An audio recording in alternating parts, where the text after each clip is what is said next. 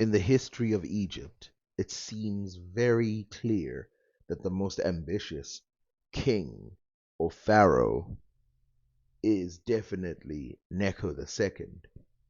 His mission is so wide that even modern scholars have a hard time believing it, even though almost all scholars in the Renaissance and the Middle Ages believed it, including Isaac Newton.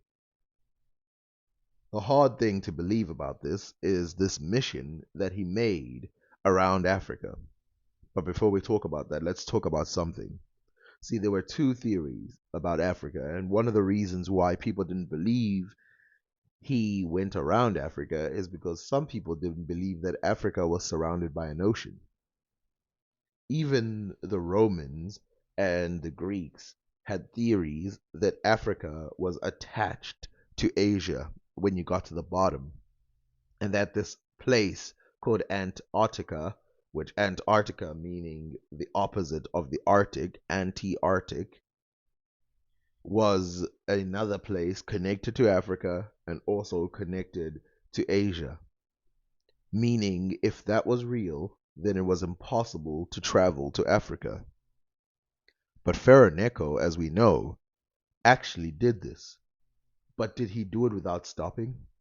Well, Herodotus talks about how they went around the globe but stopped at some place. And when they stopped there, it was the Cape of Good Hope. Now, we can talk about different missions that actually made it to the Cape of Good Hope and how the Khoisan people probably would have reacted to them when they got there. It is known that the people who lived at the Cape of Good Hope must have seen various people since various people knew about them. We always talk about West Africans going to America, but did you know that the West Africans also went to the Cape of Good Hope? Did you know that they explored as far as Africa as anybody else and that they too circumnavigated Africa? Did you know that the Ethiopians had missions where they wanted to circumnavigate Africa and that a lot of them actually started some civilizations that were in East Africa? But let's go back to Pharaoh Necho. See, Pharaoh Necho was fairly rich out of all the pharaohs that ever existed during, the times, because Egypt was in a slow decline. And of course, there were people who were coming in and trying to take over the empire. But knowing that he had great trade with Asia and wanting to expand his trade in Africa, he decided to send a mission. This is one of the best proofs that I know that Africa or Egypt had always had interests in expanding within Africa. Though Necho II is one of the least known pharaohs, he's actually one of the most important, being mentioned in the Bible several times. Well, at least mentioned in King of Kings. And the reason he's mentioned in this is because, of course, he is mentioned right next to one of the most important kings that are mentioned in the Bible, Nebuchadnezzar. Nebuchadnezzar and Necho II lived at the same time, and not only that, they fought against each other in a war. Now, I could read this from the Bible, but I prefer to read the summarized version on Wikipedia. Now, before I start, I want to first state that we all know that it is at least about 400 years before this date that the Israelis had finally picked up writing and they had books and they had all of that. And by this time, you have the Egyptians going against the people who live in the Middle East. And the Egyptians had bases all over the Middle East because they had taken over places and they sent people, even Nubians, far and wide into these regions to take over and hold these areas.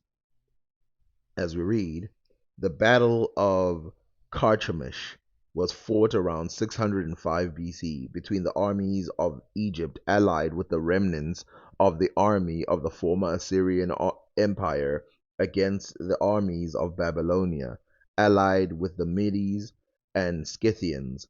This was while Nebuchadnezzar II was the commander in chief and Nabopolassar was still king of Babylon. Nebuchadnezzar became king of a few weeks after this battle. Background: when the Assyrians' capital Nineveh was overrun by the Medes, Scythians, Babylonians, and the allies in 612 BC, the Assyrians moved their capital to Haran. When Haran was captured by the alliance in 609 BC, ending the Assyrian Empire, remnants of the Assyrian army joined Carchemish, a city under empire rule on the Euphrates. Egypt, a former vassal of the Assyrians, was allied with the Assyrian king Ashur-Balit II and marched in 609 BC to his aid against the Babylonians. The Egyptian army of Pharaoh Necho II was delayed at Megiddo by the forces of the king Josiah of Judah. Josiah was killed, and his army was defeated at the Battle of Megiddo. The Egyptians and the Assyrians together crossed the Euphrates and laid siege to Haran, which they failed to retake. They then retreated to the northwestern Assyria in what is now northeastern Syria. The Egyptians met the full might of the Babylonian and Median army led by Nebuchadnezzar II at Carchemish, where the combined Egyptian and Assyrian forces were destroyed. Assyrians ceased to exist as an independent power, and Egypt retreated and was no longer a significant force in the ancient Near East. Babylonia reached its economic peak after 605 BC. So why does that matter? Well, we often hear about the story about circumnavigating Africa, and we don't talk about how allied they were with the Asians. And that's why I'm talking about it right now, because I want to show you that these people, Necho II, had very strong Asian ties. Now, the boat that he talks about, different historians, depending on which age you pick, talk about how the mission was led by a Phoenician but had Egyptians on it. That was the majority of the people on the boat, but the way that people talk about it is that a bunch of Phoenicians sailed around Africa and then landed on the other side. But this cannot be fully true. Now, of course, this was the excuse used long time ago for why Great Zimbabwe had gold. They were like, it was the Egyptians that landed in Great Zimbabwe and left the gold there. And even they said sometimes it was the Phoenicians and all these other people. This was the excuse that they used. Because of this, a lot of African scholars started to disbelieve the story because, of course, it was used as an excuse to try and take away great civilizations in Africa. Now, we do not need to do that because, of course, now, it's so hard to say this. So, at the time, some Africans were convinced that Egyptians were not black, partially because of the Bible and slavery. And so, like, okay, white people enslaving black people again. They believed that the Jews were black, but they did not believe that the ancient Egyptians were black. And these people who believed this, they they had a reason to distance themselves from the quote unquote slavery of the ancient Egyptians. Now, when we realize that one, most of the people who were working on the pyramids were definitely not slaves, and two, most of the ancient Egyptians were black Africans, we realize that that was a mistake. Egyptians had already been going up and down the coast of Africa in, places like Punt, obviously places like Yemen, places like Saudi Arabia, and even as far as Ethiopia. And some people even speculate that they went to places like Tanzania and stuff like that, but that's not proven yet. But it wasn't triggered by them not knowing the size of Africa. This was triggered by them knowing that the globe was a sphere, knowing that they've never seen the bottom of Africa in terms of waters. They think, okay, the world is a sphere and we live on the continent of Africa. What is at the bottom? We should see some kind of cutoff. The information that they were given was so big that the mission was successful. Now, keep in mind, there were several missions made by several different people later than this date where people failed to reach even the Cape of Good Hope. By the way, I bet I put a picture of the Cape of Good Hope.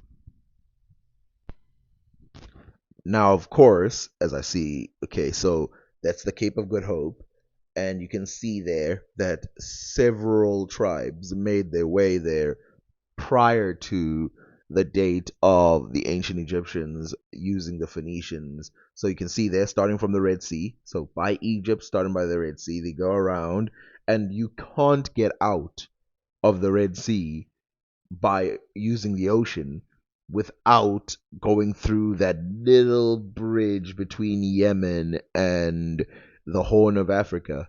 And you can see there that they must have had some contact with those people in that area, which is where Punt is. And then they'd have to go around the Horn. But once you go around the Horn, which by the way, this is where some people would speculate, okay, that's where it starts to join with Africa. Once you go around that point, you've reached the Indian Ocean. And once you've reached the Indian Ocean, now you're talking about the possibility of sailing too far away from Africa and ending up in Indonesia or any place like that, which I'm going to bring up later with a very interesting document. If we go down further, we have to think about the fact that by this time, 605 BC, Madagascar is thought to have been populated by some Indonesian tribes in Madagascar. Interesting fact, but we'll get back to that. And then you see Mozambique, all of that. By the time they reach the Cape of Good Hope, there is no way. There is no way that they kept sailing without stoppage. There is just it's impossible. But if they landed, did they meet the local populations? Well, in order to know this, we'd have to look at Herodotus's recount of the story.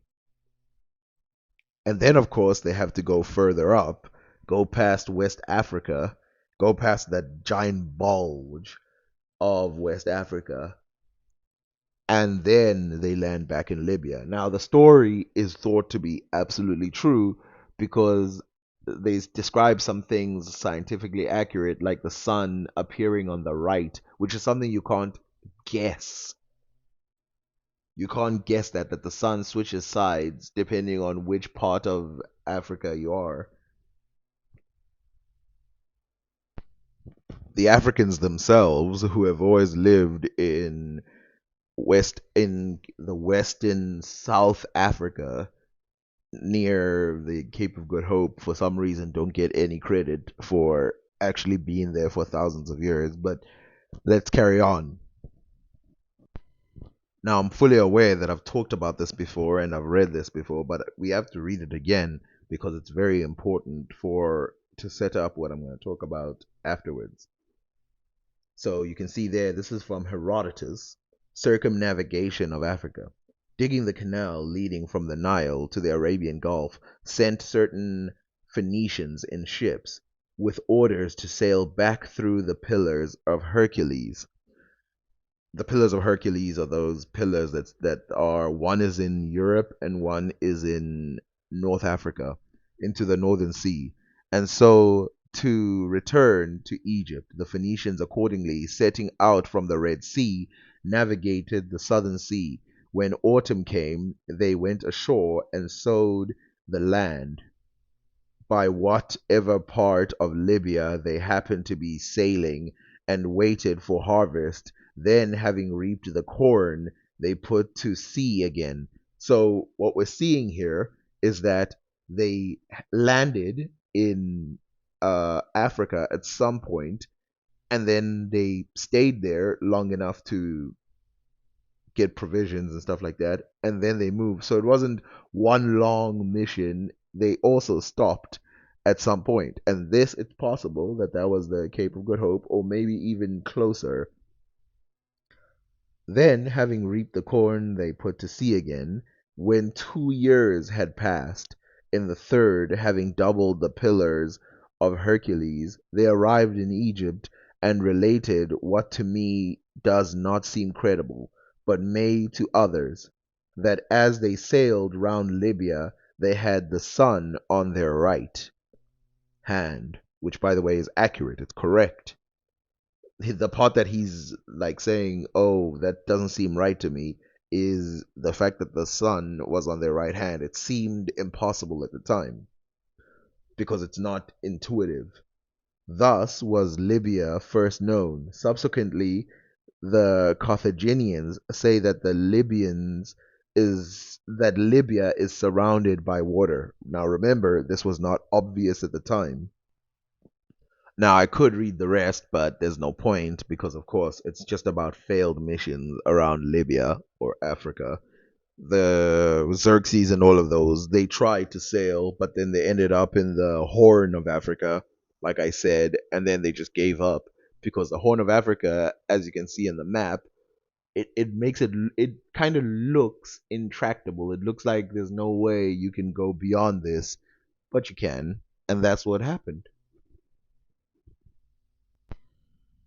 Now, obviously, the most interesting part about what Herodotus says, outside of the fact that they actually sailed around Africa, is they landed in Libya at whatever point they landed in.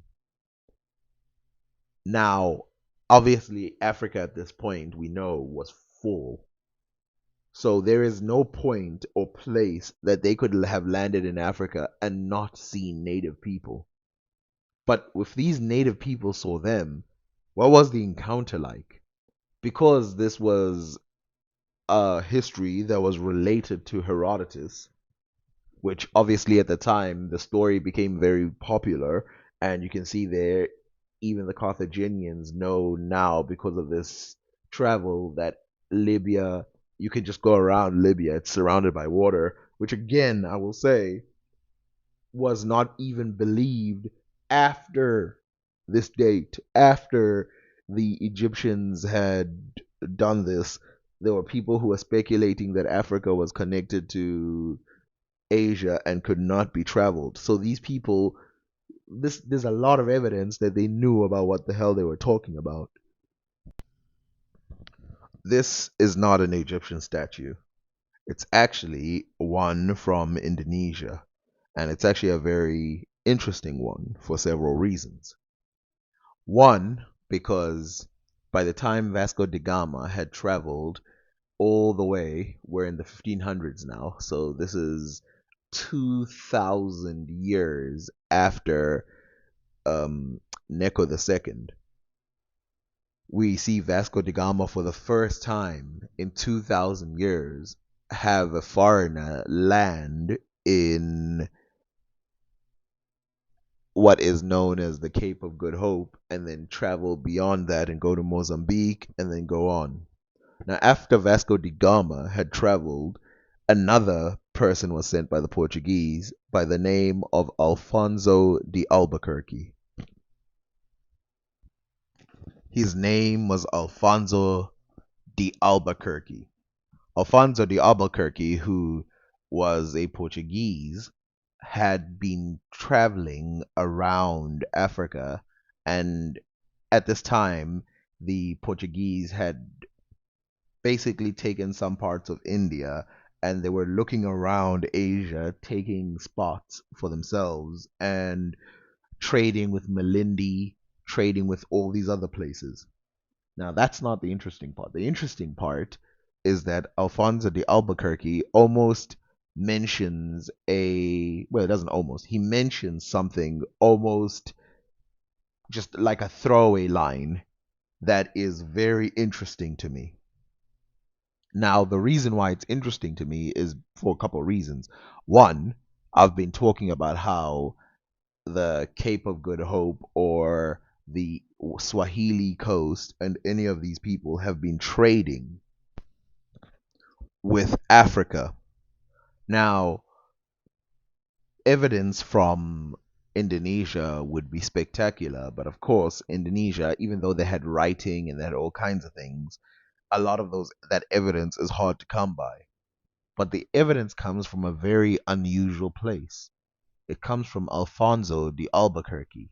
See, when Alfonso de Albuquerque got to places like Goa and Java and all kinds of places, he would collect information that came from there. And one of the things that surprised him was a chart that he found that showed all the trade partners of one of the nations in that region, which we'll read about. And it shocked him because on that chart, even though these two places were so separate at the time, he found that they wrote about the Cape of Good Hope. Now, at this time, the Cape of Good Hope was not considered a trade partner with anybody outside of Africa. Remember, the Swahili coast is this side, the Cape of Good Hope is on the other side, and it doesn't have big boats or anything like that prior, but they see it. So he sends a letter to the king, informing the king that he met a Javanese from the country of Java, which I just realized I should have put it there, and that this Javanese person has got a. Let's read. In the first letter, I send you a great letter in which I give you an account of everything I have done since the departure of the ship of Duarte Lemos and Gonchole de Secura until my return from Malacca to Cochin. It was begun in Malacca and finished in Cochin. And your Highness forgive me if in the same letter and manner you fail to report to me in these two places, of which the letter mentions that I am writing for you, due to the great work that is to be done, and to inform your Highness at length that I have to be careful all day and all night about your things I am sending you. Sir, a standard from the island of Goa, from Dio, and from the island of Kambaya Canal, who promises you the strength and security of your factory. I also bring you a piece of a standard that was taken from a large chart by a pilot of Java, which had the Cape of Good Hope, Portugal, and the land of Brazil, the Purple Sea and the Persian Sea, the island of Clove, the navigation of the Chinese and the Gores, with their lines and straight paths through which the nations sailed, and the hinterlands which kingdoms joined one another. It seems to me, sir, that it was the best thing I have ever seen, and your Highness would have been very pleased to see it.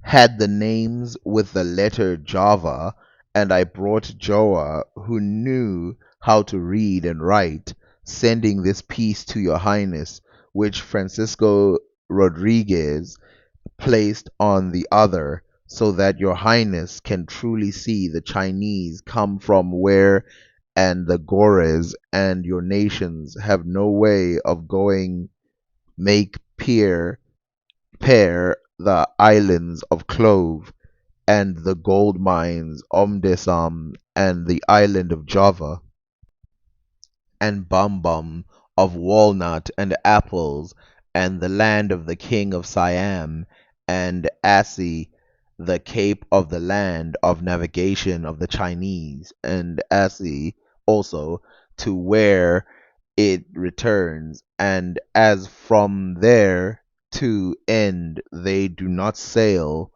the main letter was lost in the sea with the pilot, and the Buto Delpum practiced to Sumatra of this letter, so that they know how to give prayer to your highness.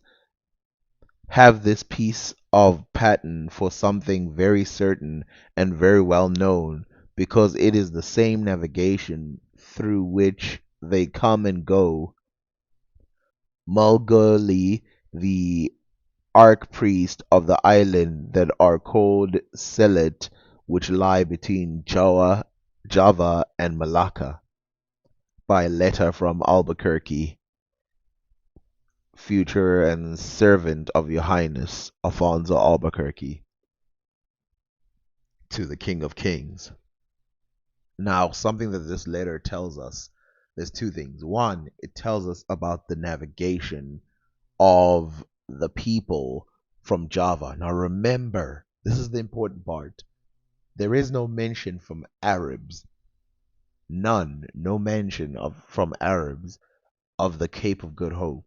They kind of stopped at about Mozambique. So to be able to mention this means that these people had an independent route to the Cape of Good Hope. Now, of course, we could talk about how they went to the Cape of Good Hope and everything, but remember, I talked about how the people of Java had direct contact with the people of Australia, who had direct contact with the Americas. Now, remember, these parts were unexplored till about 1509, and this letter is from 1512. And this letter, this chart that Albuquerque talks about, is written in Javanese, and it shows Chinese sailing missions and Javanese sailing missions and routes. Now, I want to read it again, but without my translation, with the translation from another website. And you'll see that it's the same thing, but my favorite part is that it mentions these places again.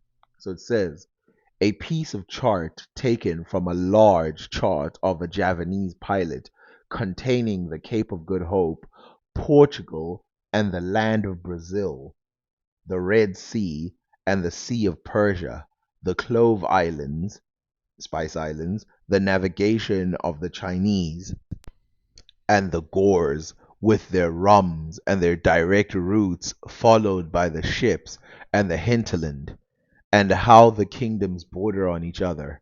It seems to me, sire, that this was the best thing I have ever seen, and that your highness would be very pleased to see it. It had the names in Javanese writing, but I had with me a Javanese who could read and write. I send this piece to you, to your highness, with Francisco Rodriguez, traced from the other, in which your highness can see where the Chinese and Gauls come from, and the course your ships must take to the Cloves Island, and where the gold mines lie, and the islands of Java and Banda, of nutmeg and mace, and the land of the king of Siam, and also the end of the land of navigation of the Chinese, the direction it takes, and how they do not navigate further. The main chart was lost in the Frog de la Mar, sunk in a storm in December of 1511, with the pilot of Pero de Alpoem. I discussed the meaning of this chart in order that they could explain it to your highness. You can take this piece of chart as a very accurate and ascertained thing, because it is the very navigation by which they come and go. The archipelago of this island is called Sylhet, which lies between Java and Malaga. This chart that Albuquerque talks about is fascinating for several reasons. One of them being the fact that it matches up with what people have learned in the last 3 years, that the people of Indonesia had been contacting people from as far as the Americas, and that they've been contacting people as far as Africa. And of course, they would have gotten a lot of their information from the Arabs about Portugal, and they would have got some information about the Chinese from the Chinese. And so this chart, which is in essence the first real world map. Now, I had made some videos about Flinders University's discovery of the people of Indonesia traveling as far south and east as some of the Australian areas. So let's read. Archaeologists identify Malaccan boats on NT rock art drawings. Archaeologists at Flinders University have identified rare images of Malaccan vessels from Indonesia, Eastern Islands, in rock art paintings that may provide the first archaeological evidence of visitors from Southeast Asia from somewhere other than Makassar or Sulawesi. The rock art offers new evidence of elusive and previously unrecorded encounters between the indigenous people from our Barna Arna land and visitors from Malacca to the north of Australia, according to the research. Archaeologist at Flinders University, Dr. Mick de Ruyter, says this as yet unique identification of Malaccan watercraft offers evidence of obscure encounters between the Aboriginal people of Northern Australia and people from the island of Southeast Asia, although mystery still surrounds the exact nature of these meetings. These motifs support existing ideas that sporadic or accidental voyages from Indonesia to the Australian coastline took place before or alongside regular trapping fishing visits. Dutch traders established agreements with the elders in Malacca Tenggara for products like turtle shells and trappings that may have been sourced during voyages to Australia. Islanders in Molucca Tenggara also had a reputation as raiders and warriors, ranging across the. We know that the Polynesians by 1200 AD had reached the Americas, and we know that they had reached Easter Island and all these other places, and they were boat travelers. They traveled on boats and regularly brought things back from America, and we know this because we find food that was made from America sent all the way to Easter Island and places like that. This is interesting for 100 reasons, but for this, we are only looking at it as the source for Brazil being on a Javanese map. Could it be that the reason why the Javanese chart that Albuquerque talks about is a result of this Polynesian expansion? Now, obviously, we can't remove the idea that the Portuguese somehow had maybe given information about Brazil. But there's a couple problems with this. One, the chart that Albuquerque talks about is written in Javanese, not in Portuguese. Two, it charts out missions from that Chinese boats sailed, not missions of Portuguese and how they sailed. Three, it it doesn't depict fully Europe or Africa or any of those other places which the Portuguese had reached, which were they would have considered at the time more important than the areas that are written down in the chart. Places like North Africa and stuff like that. Now, for some people, because I know sometimes you have to read something more than once, what was lost was the original chart, but there was a copy made in which he writes here he went and sent to the king, which I'm still looking for that chart. I think if I find it, I'm gonna have to make a video. And also, we have to make a video. This is why I keep saying we have to make a video about the Polynesian travels, because if we don't, the story about Africa and everything will be left over. Now, this brings up a couple of questions, which is the people of Madagascar are Indonesian in origin. Could they have purposefully have been sent there? Remember, there was no evidence of how the people of Madagascar got to Madagascar. We have no ships, nothing, except that we have writings by Albuquerque, who also talks about Madagascar. Alfonso de Albuquerque. Mainland, and in very short space of the time, found themselves lords of the whole country. Then they began to build key wood ships wherein they performed voyages to all parts of Indo, the second king of the Moorish dynasty of Cambrai.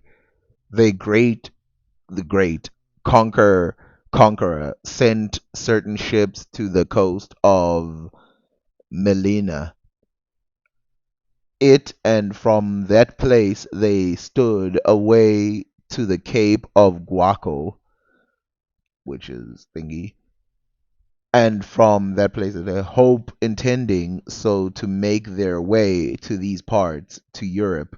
But when they got to the Cape, they found their weather so contrary that they stood into land and rescued the island of Sao Lorenzo, Madagascar.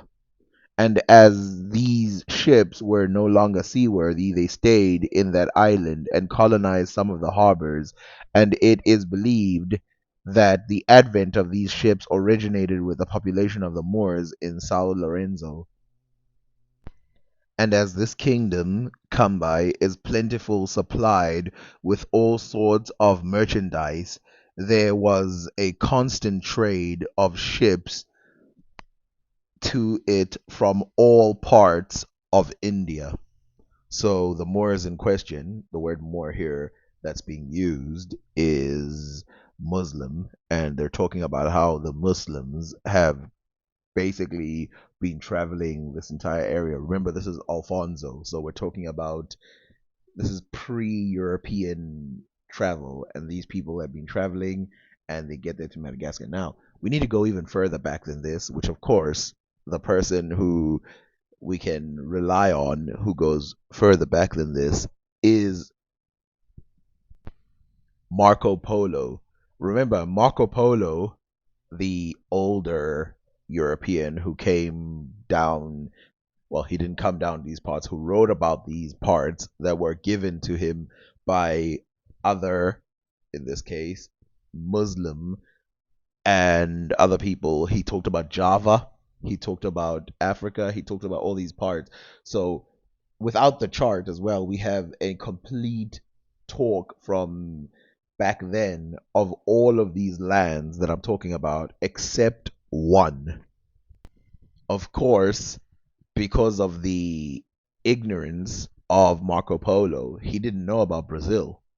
Brazil, which is on the chart, is not written about in anyone really. This is the part that's most surprising to me about this whole thing, is that Brazil is completely out of the picture. Why is Brazil on a Javanese chart about the same year that the people of Java get, are close to being colonized? And why is it, as according to Albuquerque, an accurate description of lines going from one place to another, according to him? These are the depictions of a battle between the Mongols and the Javanese. The Javanese, of course, being sophisticated at the time, they managed to push back the Mongols. that were supplied by Kublai Khan. Kublai Khan, of course, mad as hell that he couldn't take over Java, which was a good trade partner for China at the time. Which, had he taken over, he could have discovered that the Javanese had a bigger trade partner than those of China in America. And, this is a completely different thing because remember, there is this big conversation. I even remember Neil deGrasse Tyson saying the biggest thing that ever happened, the biggest event to ever happen on Earth is when the Europeans first landed in America because that was the first time that the old world met the new world. Nope.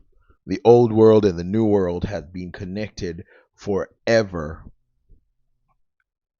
or at least since the days of the Polynesians.